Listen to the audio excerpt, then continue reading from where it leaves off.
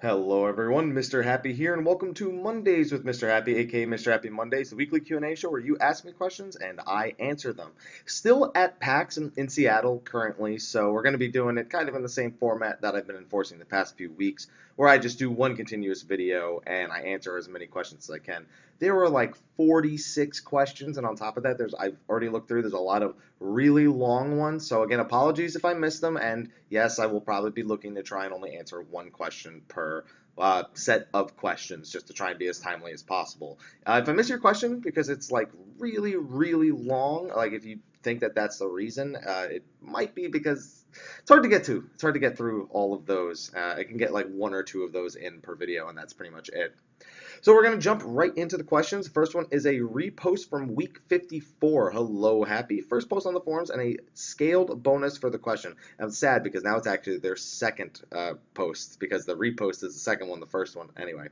150 esoterics package and sent into post Moogle bag to be delivered on the Tuesday after this question is discussed. Good, because I remembered to cap esos before I came to PAX, so I'm glad that you're thinking about my future. A long question warning? Really? I don't see that much of a long question. Oh, okay, I see what's going to happen. If desired, copy and paste spoiler contents to a Word document and answer the tail end. So looking at the job roster in 14, we are short one caster and one range. I would like to gather your thoughts on blueprints I came up for the former of the two. I am really not going to be able to read through this. I had skimmed through the questions before I picked them. This is really, really long. This is something I would have to discuss in an entirely different video because this alone could take up the entire video. So apologies, but I can't do like this. This will literally take me 15 to 20 minutes to go into exact detail on all this stuff. So apologies, but I'll have to get to it another time. Next question. Hey, Mr. Haps, forgot to give you a first time bonus, so here's a sweet chocolate chip cookie. Oh man, I'm full. I'm gonna eat dinner in like an hour and a half, so whatever. I'll eat the cookie anyway. My question is, would you want a monk weapon that is furry cat paws? More serious question. I mean, sure, why not? I'm sure somebody would like it, and it's glamour. You know, glamour's the end game. Of course, somebody wants it out there, so sure, why not? I'm not against it. More serious question. If 14 were to go to the 5 to 10 man party setup and having a class that focuses on debuff specifically would be viable to have, what jobs would you like to see in this role the most? I was thinking something more dot based like Summoner, but with all the side abilities that a Machinist has. The thing is, if you're going to go with a debuffer role, the bosses, it's not just a matter of raid composition. You literally need to design bosses where that is an okay thing to do. You can't just give a job like Paralyze, Stun, Heavy, and then expect them to be useful. I mean, I see what you're saying. You want them to be a mix of strongly dot-based damage versus, and as well as having utility, but that doesn't need to be a debuffer of any kind. I mean, that could very easily be a Saboteur, and it doesn't even need to be classified as a debuffer. It would just be a high utility job similar to the Machinist, although if you're going with the dot route, it would be like a caster. So honestly, I don't know. That seems to fall too much between two jobs without really doing anything that's too special because I mean, I don't know, the debuffer thing, like, for me, it's more of a support role that I would like to put in if it's 5 to 10 man. Even if they wanted to just fit a third DPS just to make it so that maybe DPS queues aren't as bad, I'd be perfectly fine with that too. But even if they do the 5 to 10 man party thing, it's probably not going to happen anytime soon. I wouldn't even expect it in 4.0. It's something that is really going to take a lot of redesigning of certain aspects of the game. So I just wouldn't expect it anytime soon, but I'm more for the supporter role kind of thing. All right, next question. Repost from week 54. Hey, Happy. First time on the thread, technically my second. See, this happened before. Anywho, I've been playing Monk for a very long time now. Before the launch of the expansion, I know Determination was our best secondary stat if it made all your abilities hit harder. But with the new changes to secondary stats, Determination no longer affects auto attacks, which is a big deal since you have fast auto attacks. I also know that skill speed was changed to affect dots, and I've spoken to a bunch of monks, ninjas, and dragoons on my server. They told me skill speed is the best with Determination and dead last. But I've also seen some different opinions. Now here's my question. What secondary stat is best? Crits, by far the best for all of them. I mean, ever since they made it give crit damage on top of crit percentage, how often you crit, it's become a lot better. I mean, even for abilities like Bootshine, for example, on Monk, that scaling with critical hit rate now, just on the crit damage aspect, is huge. Dragoons, what's it called? Life Surge, huge thing. Ninjas have Kasatsu on top of that. They hit very fast, which means they have more opportunities to crit. The fact that you can crit so many times on a dot or something like that, it just all adds up to end up making crit pretty much the top stat for almost every job. There's very few situations where that's not the case. But determination didn't really change too much for casters. The big thing is that spell speed changed to affect dot ticks, but I know black mages barely use thunder. Like thunder is kind of just like an afterthought to get proc, so I don't think spell speed, outside of what they already have and maybe trying to get an exact timing for Enochian, isn't really a big deal. From what it seems, most jobs try to hit a skill speed or a spell speed like minimum, and then they focus on other stats just to be able to do something different with their rotation. For example, Dragoons need at least, I think, 590 skill speed in order to, properly maintain Blood of the Dragon. So that's a good example of where it's like, yeah, skill speed is a better stat, but people don't really reach above 590. Not because it's not good to have it over 590. I mean, it's better than it used to be, but a lot of people still worry about running out of TP on long fights, which is still a big deal. And as much as it affects dots, I mean, it's not like the others don't affect anything at all. And crit is just so valued right now. So I'm going to go with crit still as the number one off stat, as the best one, since that was your question. As for the secondary, I guess if you're talking about monk or melee, I'm just going to say skill speed up till a certain point, and then people stop desiring it just for the sake that they don't want to be TP floored so quickly into a fight. So thank you for your question. Next one. Hello, Mr. Happy. Few too many happies. Just kidding. Always be happy. Ugh. Anyway, it's almost like you're thinking my thoughts like, anyway. This is my first time asking, so I have an SO bonus. My question is, I'm a warrior main. I was wondering, should I buy these I-150 melded rings? They're way too expensive, and I don't know if I can afford it. It's making me hate my job a little because I'm not doing as much DPS as I could do with melded rings. What do you think?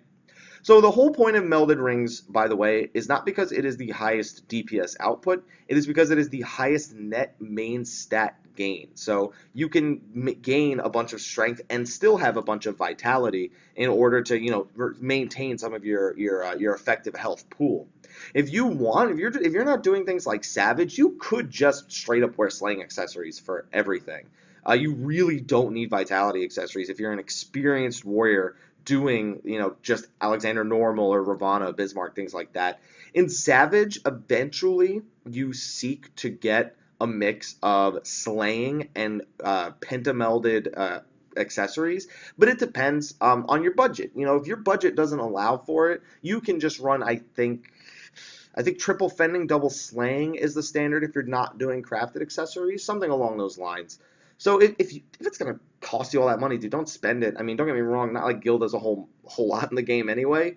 It's just that you could spend that on food and potions or invest it into maybe leveling crafters or gatherers or something like that. So I'd say it's definitely the best option for a different reason than you list. So just do your best to get as much strength right side accessories as possible and balance it out with the vitality accessories. I think you'll find that there's a happy medium and it's not required that you have these I-150 ranks, especially if you can't afford them. Alrighty then, next question. Hi, Mr. Happy. Fun question for you this time. If it was possible, what non-Final Fantasy character would you like to see as a primal? Man, that's a tough one. Non-Final Fantasy. Oh man, it would have to be like, I don't even know. Like, I know a lot of bosses and stuff from other games, but like, which one of them? You know what? It's a fun question. I'll give you a fun answer. How about the witch from Banjo-Kazooie? Yeah, we'll make her a primal because she's like, I don't know. Though how she, the fact that there's a Banjo-Tooie practically makes me believe she was a primal because she was under that rock for God knows how long. So yeah, we'll go with the witch from Banjo-Kazooie. All right, next question here. We got a lot of really, really long ones here. Like, I'm sorry, like, these are really, really long questions. I'm going to have to go past them and get to the questions so that way I can get as many people in as possible. It's really something that we try to do here on Mondays with Mr. Happy. So this person has 3 questions, but they do say they have 2 quick questions. Sorry, I was looking at the wrong one. Hello, Mr. Happy. First time on the forums and first time asking a question, so double SO bonus. I have 2 quick questions. Let's see. When 3.1 comes out, will there be a new currency added? If there is, it's not going to be a tombstone. The new tombstones will be added in 3.2, most likely. That's what they do. It's every even-numbered patch. They push the old, like, weekly cap tombstone down, and then they take the one that was unweekly cap, that just had the overall 2,000 cap, and they remove it from dungeons. They still leave it available, and you can, like, transfer the value, like 2,000 of that's worth, like, 400 of the new uncapped one, and then they just implement a new capped type of tombstone. So no, unless it's something to do with the free company airships, I don't expect it. And the other question is if yes. So I mean, my answer was no. So I guess I guess that we're good. That's all it really needs. But I do want to say what will happen with the soldier gear or happen with the law gear. I mean, the law gear will probably get pushed into dungeons eventually. I'd imagine the new hard modes in 3.2 will have law gear and soldiery. Soldiery's got to go at some point. Like soldiery gear is already not in anything. I think you get that from the main story, as opposed to poetics, where you still get those for level 50, and those will probably be staying for quite some time. Just for the people who haven't yet bought the expansion, I believe Yoshi P, that was his reason, and it's a reason that makes sense, to be honest. So thank you for your question. Next question, repost from week 54. Hey, happy Sunday, or Monday if you're recording late. I'm recording very late. First time asker, on the forums at least, so a soldiery bonus. Come on. Really? Soldiery? Did I just say that was useless? Come on. Anyway, I was wondering if it's possible to use the same bonus stat points on both Summoner and Scholar, maybe going 50 int, 50 mind, or 50% each, or something of that nature. I'm currently leveling up my first job, Summoner, to 60, and since both Summoner and Scholar share EXP, it would be really cool to have two jobs at 60. Yeah, so when you're leveling your Arcanist to 30, and then you can unlock Summoner or Scholar, you're basically leveling them both, because the way jobs work is you're leveling the base class, and a job is just equipped on top of the base class, so it inherits the level. So yes, if you have a 60 Summoner, even if you've never unlocked it before, as soon as you unlock Scholar, you technically have a level 60 Scholar. You just have to go through all the quests to get all the abilities and whatnot. So yeah, by nature, they do split stat points, or they do use the same amount of stat points, and they can be split. Honestly, it's better to just buy Keeper's Hymns, which are only 250 Grand Company seals each, and just trade it out. Like, go 35 int, 35 mind, depending on which one you're playing. If you're really lazy, a lot of people go for the 35 int, I guess. I mean, it doesn't really matter. Most people who play as both use Keeper's Hymns to switch whenever they need to. So that is my recommendation. Otherwise, go 50 int, 50% mind, and just keep that in mind that you may want to go over to the hymns at some point. All right, let's see. Next question is going to be this one. Hi, Happy. How's it going? Hope your day is going well. I would like to know if there are any specific players that play the following classes that have made YouTube videos with endgame guides or text guides with suggestions and rotations that I might use them to play my more than just warrior effectively. Looking for Dark Knight, Machinist, and Scholar. I can think of, see, I know a machinist in my free company that is really, really good, but he doesn't make any guides. I don't know. No one's mentioned any machinist guides to me. Dark Knight is another one. Like, see, here's the thing. There's definitely videos and guides out there that are basic. You know, like they cover things and they're easy to understand. They have, Angered has text guides, and I'm sure there's YouTube guides for these kind of jobs. Scholar, I don't know. Like I used to, Ash 10 used to play Scholar. I think he still plays it, but every time I go to his stream, he's just making bank. So I don't even know. So I don't know about these specific three jobs. I'm sure if you just asked on Reddit, I'm sure you would find something. Even if you just go to the Reddit mega thread, say, does anybody know of any good Dark Knight Machinist or Scholar guides? You'd probably find something pretty quick. So that's my recommendation. Sorry that I don't know about those three jobs in particular. There's plenty of people that make other videos. With Dervy's been making crazy amounts of videos, especially for Dragoon. So, and then Hi you have for Summoner, and of course Xeno for Warrior, and it adds up quick. So I'd say, I hate to say it, but go to the Reddit mega thread and ask about those three jobs in particular, because they'll probably have, you'll probably at least get someone to reply who's seen something from them. All right, next question. Hey, Happy. Ragnarok from Gilgamesh. I have a couple of quick questions. Is it normal for a dragon not to use Battle Litany and Blood of the Dragon and A1 normal and have Fending Gear on instead of Striker? What? No. I had to shout at a certain dragon to use Battle Litany and Blood of the Dragon. He said he was doing his job by dying.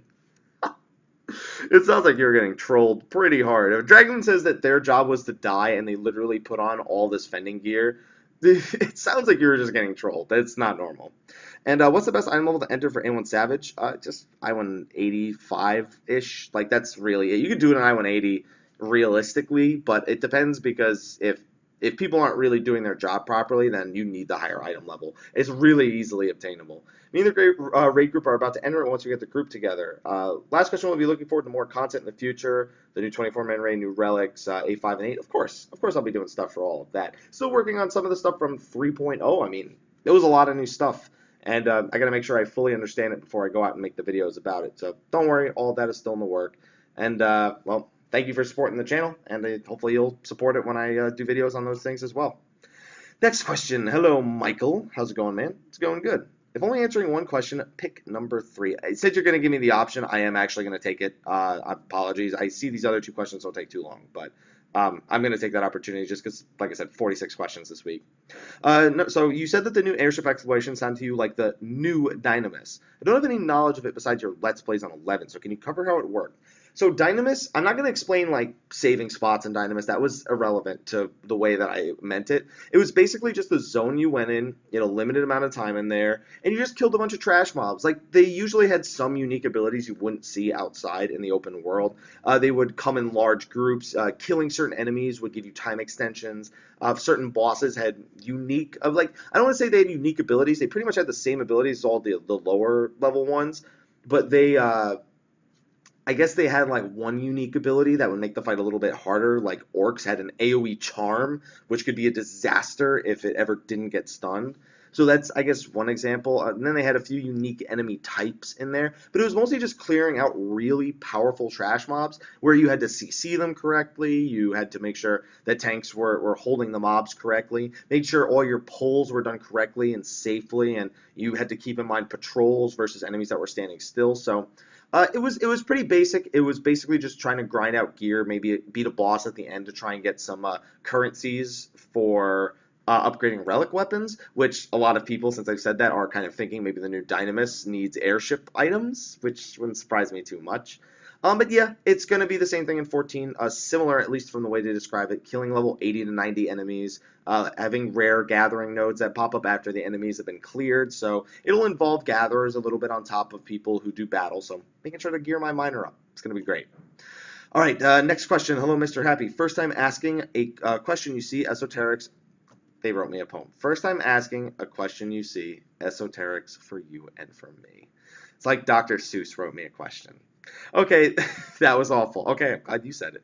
Let's move on to the question. Having watched lots of your videos, including all 54 of the Mondays videos, thank you for watching them all. Well, I guess it's more than 54 because I had the 3 videos for week 52. I'll assume you watched those too. I think it's about time I've asked a question. Could you tell us more about your time in 14.1.0? Do I have to, please? Does this have to be a thing? Do I have to do this? All right, let me just, okay, what racing class did you play? I was a Rogadin pugilist. There were no jobs when the game first came out. You could only play the base classes, so we'll start with that. What content did you do the most? Leveling. And not because it was fun, but because it took so damn long.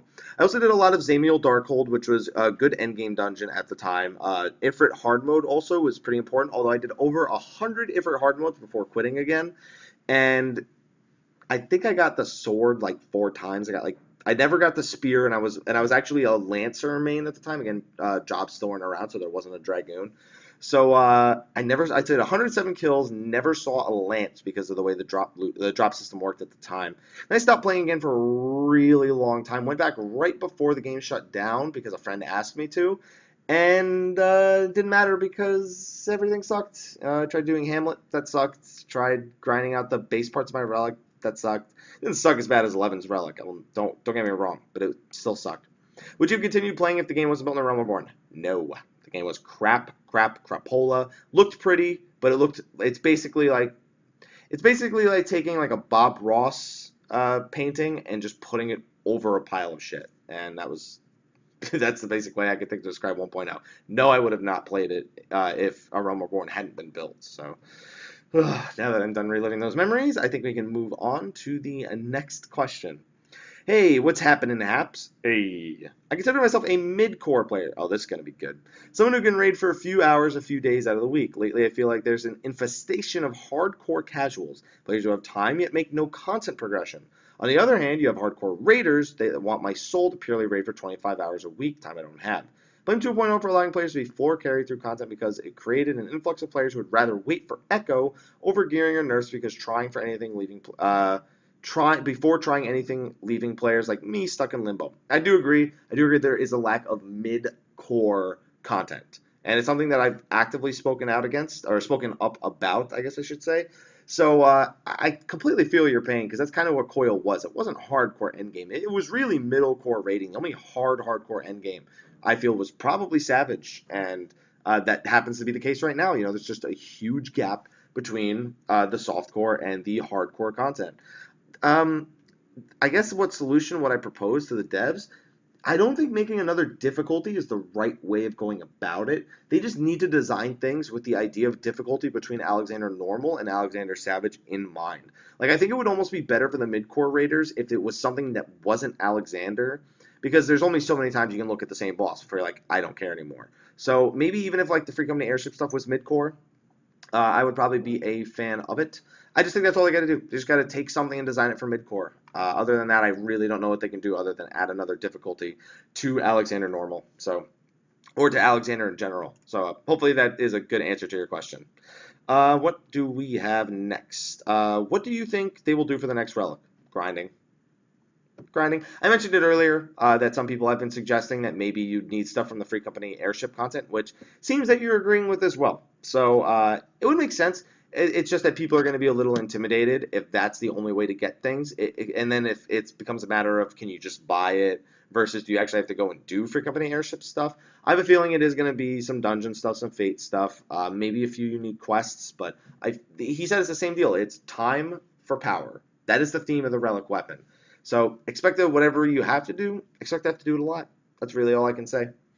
Let's see. Next question. All right. We have this one. Hey, Mr. Yipa. It's happy backwards.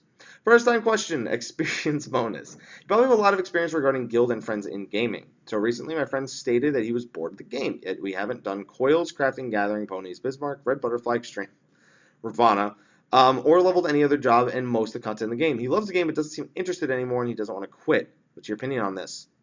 Got to be more open-minded.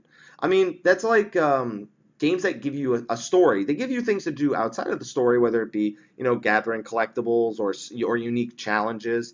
It ultimately comes down to where your interest lies. If you're somebody who likes to just play through the story of a game and then put it down, you're going to get bored of any game pretty quick unless it's like an old school Final Fantasy or like a really long RPG. Like that's pretty much the only thing that's ever going to interest you because it's considered the main chunk of content for the game.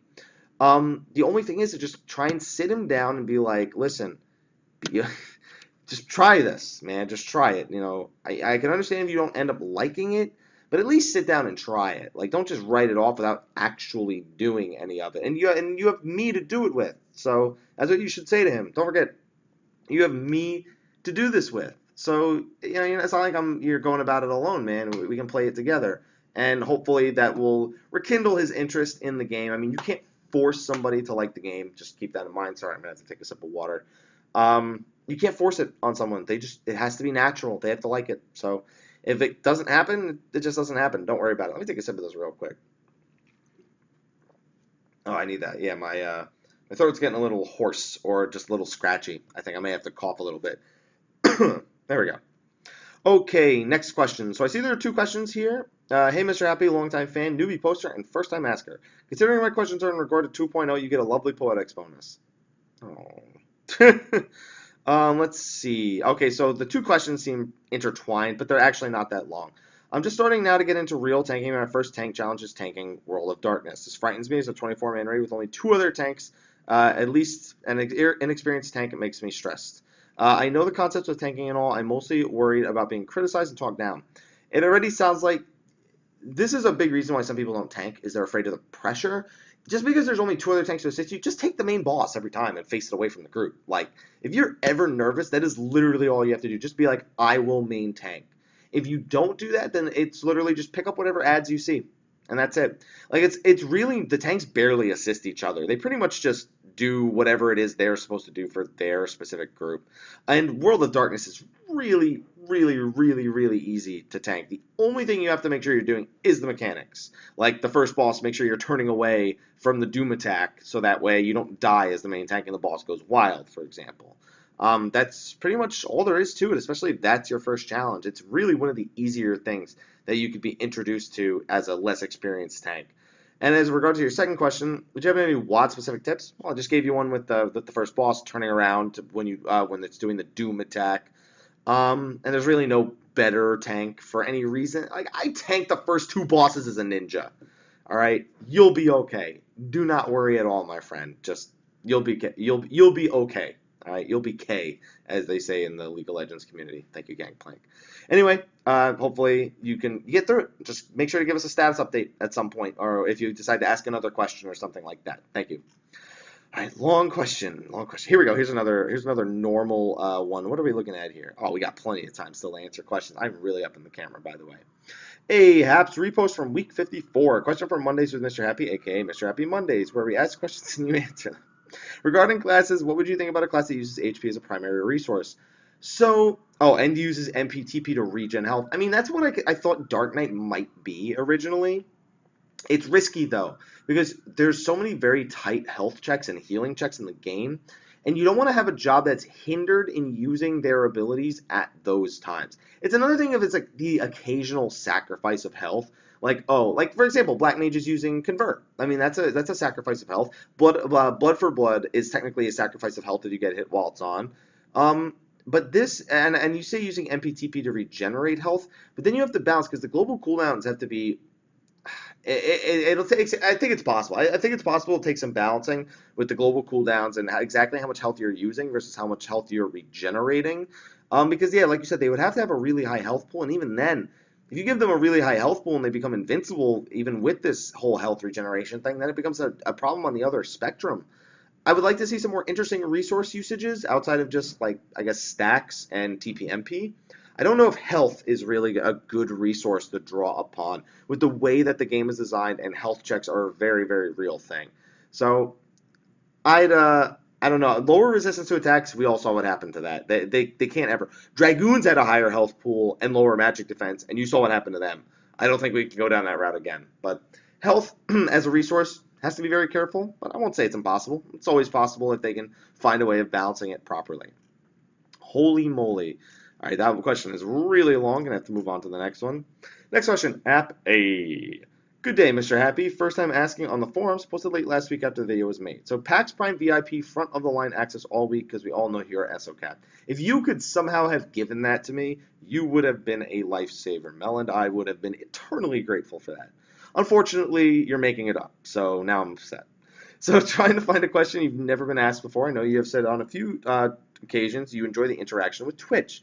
And with events such as TwitchCon, which we will be going to, PAX, etc., 3 real quick questions. Do you find many people quickly recognize you in person? No. Some people do, but it's not very quickly. I mean, even the other like big broadcasters, I see them just walk around the floor. They get stopped, every once in a while. But it was kind of similar to me. Around the Square Enix booth, it was a lot more common. But no, and honestly, I'm glad because it's sometimes nice to just go around and spend some time really taking things in. Of course, whenever anyone recognizes and stop, that's for a picture. I'm more than obliged. I'm always open to that whenever I run into people on the show floor. So don't feel bad if you see me. Don't feel like you have to be like, oh, I don't ask them. Unless you see that I'm like in the middle of some like crazy thing that's going on, or I'll always do my best to make sure that I give my fans and viewers the time that they deserve for supporting me the way that they have. Second question, could we ever get a brand of Hap Coffee? If so, what would you name it? I name it Hap Coffee. Why would I name it anything else? I don't think I have quite the investment tools to get my own brand of coffee, but yeah, I'll work on that. We'll see about that. And 3, do you prefer, in quotes, this live and in-person interactions at PAX more than Twitch or YouTube? No, honestly, like, PAX is great. It's great meeting people. It's great meeting new people. It's also extremely exhausting. It's not like I like it less. Like I like meeting people less in person than I do versus Twitch or YouTube. I think I just get really tired of PAX. Like I'm on my 4th day right now, and at this point I'm pretty much done. Like, we can't do it anymore. It's so much walking. Like we've walked like 20 miles over the course of these last 4 days, and my feet are killing me. So I'd say that PAX, with how rare it occurs, or like just the frequency of conventions, it's really nice that those conventions are that infrequent because it makes those meetings more exciting. But for like your average meeting, just getting to answer as many questions and talk to as many people as possible, Twitch is definitely my favorite for that. I can't make a line at PAX and just be like, hey, one at a time. I'll do Mondays with Mr. Happy. I'll just answer questions here. Like, I don't think I could do that as well as I can just kind of sit in front of a computer screen. And that's also probably because, like, I'm an introvert. Whatever. I struggle talking to people this weekend just because I don't know. I have a hard time throwing myself out there. So it's like a mix. I'd say it's just different emotions with the same ultimate goal of interacting with viewers and whoever really. So but again, if you see me on a show floor at some place, just don't feel bad asking unless it's like really, really dire that like I'm in the middle of something super important. I will definitely do my best to stop and take a picture or answer a question or just anything really. Just needs to be a little bit timely. All right, so next question. Hey, Haps. So why did Square Enix increase the recast timer for Purify to 90 seconds? We all know why Square Enix did that because of Summoner, not just nerf Summoner. You mean reduce the recast time? It went down to a time because it's like only 90 seconds now. It used to be like I think it was 180 and the trait made it 120, and now it's 90 with the trait. I think it's 120 at base and 90 with the trait, which is really really good. By the time you use Purify, half your HP is gone. You have a mop. So the whole point of Purify is knowing how to use it correctly. Like it sounds like so you're saying by the time you use it, half of your HP is gone and you have a mob coming at you with stuns and binds. So why didn't they just nerf Summoner? So it's if you use Purify correctly, so if you're out of position and 2, 3 people get on you, Purify is almost not worth using unless you have like backup right in front of you. It's pointless because you were out of position. That's what got you killed, not because you used Purify on the dots, because you were out of position in the first place. But Purify being on 90 seconds makes it so you can literally just counter the dots. If you hit Purify as soon as you get hit by a Tri-Disaster, then you will shut down a summoner like very, very hard if you stop them from getting into Dreadworm Trance. So I don't even think they need to really nerf summoners that much. It's just a matter of giving you the option to outplay them a little bit more. As a ninja, I'm not really that afraid of a summoner unless I don't have Purify up. If I go against the summoner and I'm missing something big, like if I'm missing an offensive cooldown like Duality or my stun or silence or whatever it is I'm doing, I'm not afraid of a summoner really. It's if I stand at a range and a summoner is just like, I'm gonna dot you up to death, fester, pain flare, energy drain, Akmorn you in the face, death flare. I don't really think it's as big of an issue after having played so many PvP matches as people make it out to be. I think it's a little bit overhyped that Summoner is like the super OP. Is it good? Yeah, but a Warrior is good. Ninja could do good. A Dragon could do. I've seen all the jobs do good, so I don't think Summoner's in any bigger of a place than it was before. I think when Wolves Den 2, they're going to need to be reworked though. 90-second Purify was a good buff though because it buffs you against all CC. Just remember, it used to be longer. They didn't increase the recast time; they reduced it. Just keep that in mind. Next question. Hey, Haps, new player, new sub, and a little confused. As a currently level 45 ninja, what do you think would be the most optimal efficient for me to use my silver gold chocobo feathers on? Oh man, I don't even know what you can buy with the silver feathers. Gold chocobo feathers, I got 15 of them and I got the Twintania mount. Silver, I don't even know what gear you could really buy with silver. At level 45 especially. Like I know a lot of people save it up for level 50, but the main story at level 50 gives you a bunch of gear, so you don't need it for that. If anything, you might want to just save it for leveling like an alternate character. Like if you've been saving any dungeon gear, that's good too. But if you haven't, then use it to level up another character. Make sure you stay geared on the 1 to 50 process. Because I don't know if you can buy anything after level 50. I'm pretty sure you can't. So it's actually a pretty tough question. If I knew, I would help you more. Unfortunately, I just don't know what you can buy with the silver feathers. All right, so let's grab a few more questions here. Let's see. I like this one. This one's got a pretty good length. Hey, Happy, really like the coil discussion with you, Sly, and Ethos on State of the Realm a few weeks back. Thank you. It was a fun discussion, a little heated, but it was a fun discussion.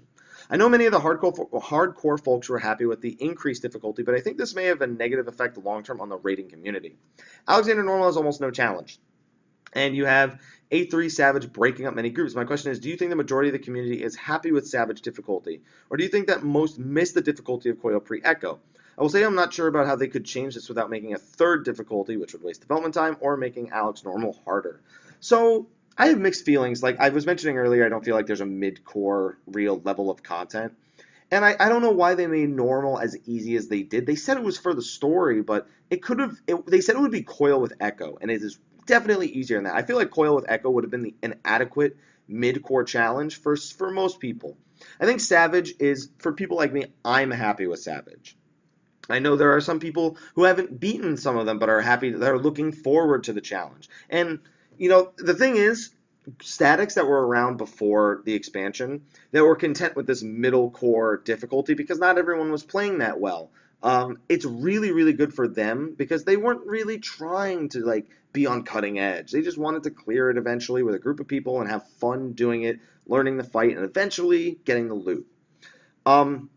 Those people go into Savage and it breaks them because it is not that. It is literally you come in here prepared to improve yourself, to work as a group, and to get it done. Yes, it can be fun along the way, but it is a different kind of experience altogether, especially if all of a sudden you're trying to do something that you waited until Echo came out for before, and you're now trying to do it on the cutting edge without all the gear that you can obtain from esoterics, or you're not beating A1 or A2 yet, so you're missing out on a lot of the Gordian gear. Like I said before, I would like to see something middle core. I think that yes, the lack of a middle core difficulty will hurt them in the long run. And I think they'll realize that. I mean, they're not going to shy away from a challenge, people saying too easy, too hard.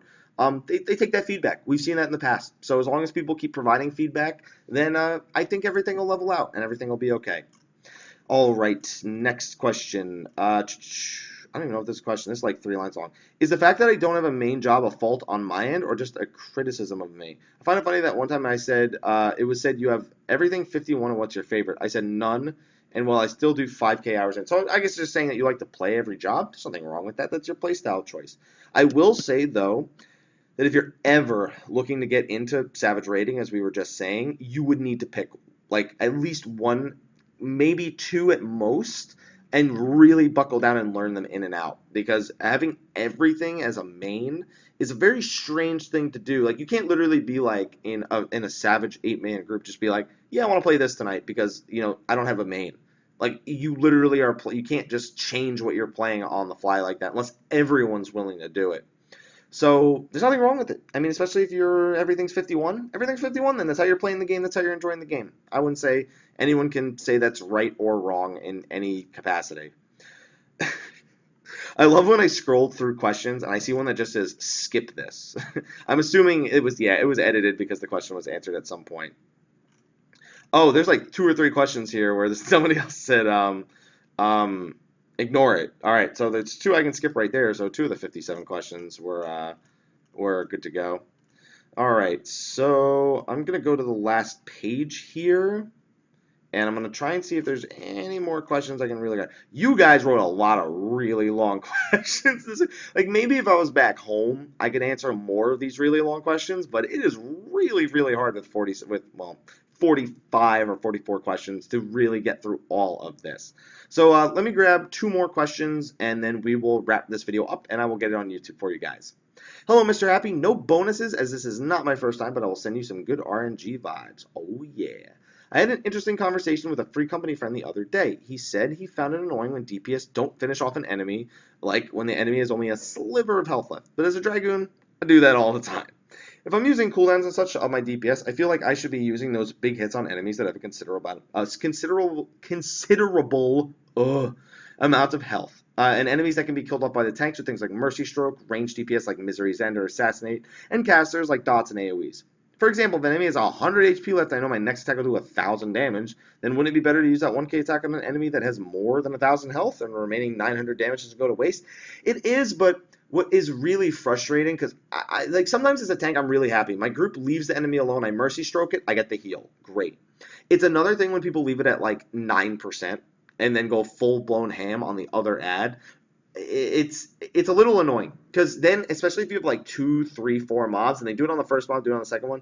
Like, I'm trying to make sure that I'm doing efficient work. I'm thinking the same thing as a tank. Like, maybe some sort of AoE can kill these off. Like, maybe there's somebody who can, like the white mage can throw out an arrow 3 and the dots will kill it, or maybe my overpower will kill it, or maybe, I have a summoner in the group and he's using Bane and those Bane dots will kill it. That's fine. But sometimes it's literally like, if you're gonna do that, make sure you at least apply like a dot or something to help it like tick down while it's at that low health pool, like right before you switch, because it can be really annoying. Some people don't mind it, some people do, and it's really a matter of preference. He just happens to be one of the people that minds it, and I mind it sometimes too. So I totally understand where he's coming from. It's just, it comes down to party composition. Like, if you're always running the same 4 jobs and it's a constant problem, then yeah, maybe someone just needs to throw an extra auto attack or a GCD in there or something. But overall, it's a smart thing to do if you are going to do like 1,000 damage versus something that only has 100 health and you have a perfectly healthy target. It is more effective damage to do it that way, and you're not in any way wrong. So I'd say you're okay to keep doing that. Just throw him a bone here and there. That's pretty much it. Just throw him a bone here and there, and I think that you'll be okay. All right, see, there's so many long questions that I had to go past that at this point I'm pretty much just gonna have to go back and find one that I like. Okay, so this is gonna be the last question that I answer for this week. So sorry if I didn't get your question. If, like I said, if it was a really long one, just repost it another week. Try to condense it a little bit, and it'll make it a lot easier to get through all these questions. So hello, Mr. Happy. I've been watching this for some time. Thank you for the coil vids. They helped quite a bit. But first I'm asking, so here's a luck bonus for the next relic weapon, since you already have capped SOs, and something tells me you'll need that luck again. Sorry if this question seems like more of a ramble. I'm more than a little late on Alex Savage's train, as I've been mostly focused on leveling my other jobs. My main monk is my most geared and what I've done the most endgame on aside warrior. My problem is kind of twofold. I've been hearing how monks placed on teams have sort of been usurped by dragoons, damn you battle litany, and ninjas for their more varied utility and how prolific dark knights have become. I don't have a static, as most of my friends' allies are more relaxed with how they take content, and I'd move servers since Genova is not the best for hardcore progression in my eyes, but I can't leave all that I've built and been with through. Frankly, I'm at a loss of what I should do. Stick with my punchy guns, give in to my warrior, less geared, and move for better options while leaving so much behind. P.S. Where's my Doom Train Primal? I need to suplex something one day. One day. As for your question, it comes down to priorities. I mean, there are multiple solutions. Like, for example, having a casual character on Genova versus a raiding character on another server, where you just literally have it level 60, it's geared, you cap it every week, but you raid log on it. Like, you don't go on that character to socialize and talk with people. You literally log onto that character, you raid, and all your other time is spent on the other character. I know that's a pain in the ass, because then your main character, the one that you find that you actually like have an attachment to, doesn't have the same adventure. Like, that character hasn't been through Alexander, or maybe hasn't done a certain piece of content that your raid character has. But that's one possible solution. The other one is eventually you decide raiding outweighs your desire to maintain connections with these people. And don't forget, just because you're not on the same server as someone doesn't mean they're all of a sudden dead to you. Like, we have Skype, we have phones now, we have the internet to communicate with each other. So that's another thing. It doesn't have to end just because you left that server and the people that you've met. So if you want to give in a warrior, obviously you've gotten that choice as well, which apparently would help you find a raid slot.